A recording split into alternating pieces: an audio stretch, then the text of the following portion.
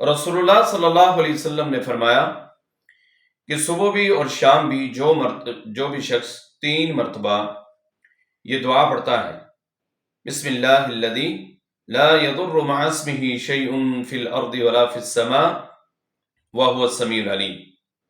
3 مرتبہ صبح اور 3 مرتبہ شام، بسم اللہ الذی لا یضر مع اسمہ شیء فی الارض ولا فی السماء وهو السمیع العلیم۔ تو نبی کائنات علیہ الصلوۃ والسلام نے فرمایا کہ اس بندے کے اوپر کسی بھی قسم کا کوئی جادو، کوئی ٹونا، کوئی تعویذ، کوئی دھاگا اور کوئی بھی زہریلی چیز یعنی کہ سانپ، بچھو اور دیگر جو اس طرح کی چیزیں جو موذی جانور ہیں، اللہ کے نبی صلی اللہ علیہ وسلم نے فرمایا کہ کوئی بھی اس کے اوپر اثر انداز نہیں ہوتے۔ تو یہ بڑی زبردست قسم کی دعا ہے، ہمارے صبح اور شام کے اذکار کے اندر باقاعدہ شامل ہے۔ تو تمام احباب اس کا جو ہے وہ اس کا اہتمام کریں، تمام احباب کو یہ پڑھنی چاہیے، بسم اللہ الذی